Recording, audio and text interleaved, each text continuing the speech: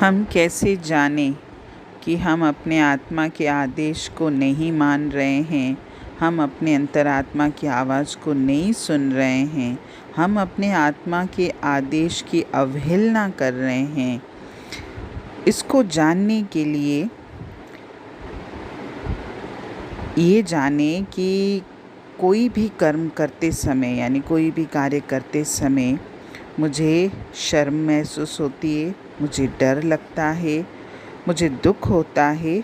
और जब वो कर्म मैं कर लेता हूँ और इसके बाद अगर मुझे ये एहसास होता है कि मैंने तो भूल करी, गलत किया और उसको अगर मैंने सुधारा तो मुझे बहुत खुशी महसूस होती है। बस इसी बात से आप जान सकते हो कि मैंने अपनी आत्मा की बात को नहीं माना है। ये जो तीनों भाव हैं, डर, शर्म महसूस होना या दुख होना, इनकी उत्पत्ति होती भी तभी है जब हम कोई गलत कार्य करने की कोशिश करते हैं और अपनी आत्मा की आज्ञा का उल्लंघन करते हैं।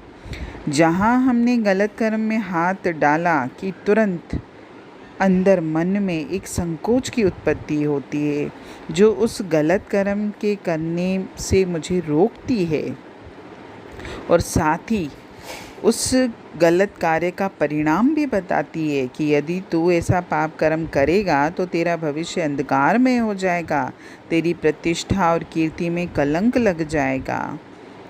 जो व्यक्ति अपने अंतरात्मा की हत्या करता है उसके मन में हमेशा एक पीड़ा रहती है और कुछ सदैव चुभता रहता है।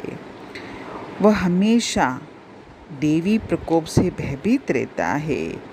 उसे हर वक्त ये लगता है कि मैंने ये जो गलत कार्य किया है इसका मुझे कभी न कभी फल ज़रूर मिलेगा और वो इसी डर में जीता है।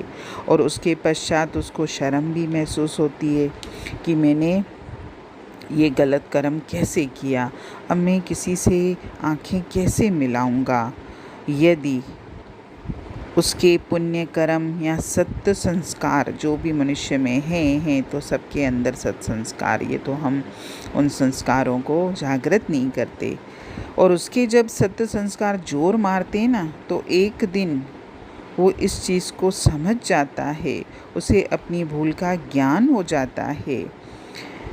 आत्मज्ञा के पालन में वह व्यक्ति जिसने भी अपनी आत्मा की आज्ञा को या अपनी आत्मा के आदेश को नहीं माना, तो जब उसका अंतरात्मा जागृत हो जाती है तब वो उसके पालन में अपनी भूलों को सुधारता है और सुख और आत्मिक प्रसन्नता प्राप्त करता है।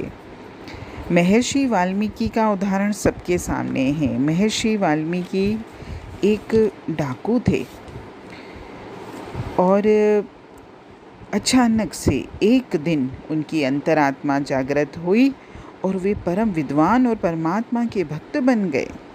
ये पश्चाताप जो आत्मा के आदेश के पालन न करने के कारण मन में उत्पन्न होता है, वही तो हमको हमारे जीवन को सुंदर बनाने में सहायक होता है। गंदगी, पाप कर्म, गलत रास्ते या जीवन का जो भी गलत कर्म है, कुछ भी, अगर उससे जो व्यक्ति परिचित हो चुका है और जिसने अपनी भूलों को सुधारा है, जिस व्यक्ति ने अपने जीवन की विपत्ति की कसौटी पर कसा है अपने आप को, वही तो खरा है।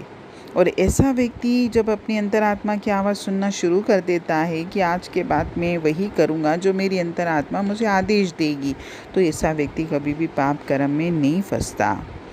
यदि आप शांति, सामर्थ्य और शक्ति चाहते हैं तो अपनी अंतरात्मा का सहारा पकड़िए। आप सारे संसार को धोखा दे सकते हैं लेकिन अपनी आत्मा को कौन धोखा दे सकता है। आप दुनिया की आंखों में तो धूल झोंक सकते हैं, पंडित बन सकते हैं, विद्वान बन सकते हैं, धनी बन सकते हैं, महात्मा बन सकते हैं, आप सब कुछ बन सकते हैं, पर यदि आपकी अंतरात्मा शक्तिमान नहीं है, जागृत नहीं है, तो आप या फिर आप उसकी अवहेलना करते हैं, उसकी बात नहीं सुनते, उसकी बात नहीं मानते, तो आपके हृदय में जीवन भर एक गुपचुप सी पीड़ा अवश्य होती रहेगी। और यही तो हमको संसार में दिखता भी है, क्योंकि कई बार हम किसी से कुछ कह नहीं पाते और हमारे जीवन में सब कुछ अच्छा होता है, लेकिन एक अंतर मन में कोई अजीब सी पीड़ा महसूस होती है। और इसीलिए तो होती है कि हमने उस अंतरात्मा की आवाज़ को नहीं सुना। उसने मुझे जो बोला, मैंने वो बात नहीं मानी। मैंने अपने मन के कहे अनुसार कार्य किया, या संसार के वश में, मोह के वश में, या विकारों के वश में, जो भी है उसके वश में मैंने काम किए।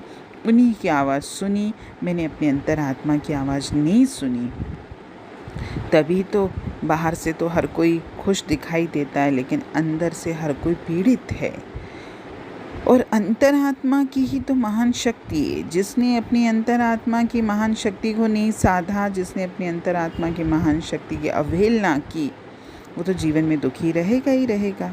क्योंकि कहते भी हैं कि जिसने अपने अंतरात्मा की महान शक्ति को साध लिया, उसने तो जीवन में हर चीज़ को साध लिया, यानी हर चीज़ प्राप्त कर ली। अंतःकरण को बलवान बनाने का उपाय ये है कि आप कभी भी उसकी अवहेलना न करें, यानी कभी भी उसको इग्नोर न करें। वो जो कहे उसे सुने, उसको अपने जीवन में उतारें, उसको कार्य रूप में लेके आएं। किसी कार्य को करने से पूर्व इस चीज़ का ध्यान रखें कि इस कार्य में सबसे पहले मेरे अंतरात्मा की गवाही होना बहुत ज़रूरी है। जब तक उस कार्य को करने के लिए मेरी अंतरात्मा गवाही ना दे, जब तक वो ये न कहे कि हाँ ये कार्य कर, तब तक वो कार्य मत करिए।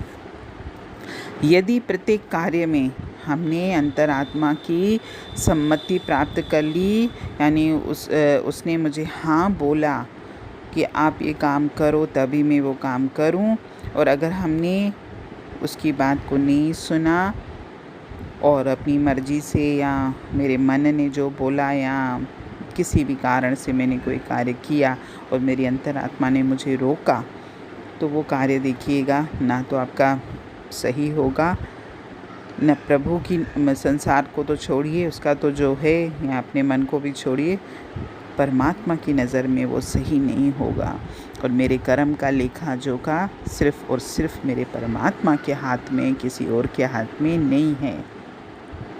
अगर हमने अपने अंतरात्मा की हर बात में सहमति ली, उसने मुझे हाँ बोला, तो हमारा कभी विवेक पथ नष्ट भी नहीं होगा, यानी मेरा विवेक भी पूरी तरह से खुला होगा। मुझे हर बात का ज्ञान भी हो जाएगा कि क्या सही है, क्या गलत है।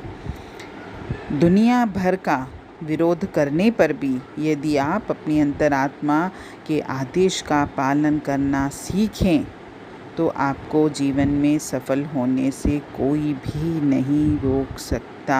हरि ओम।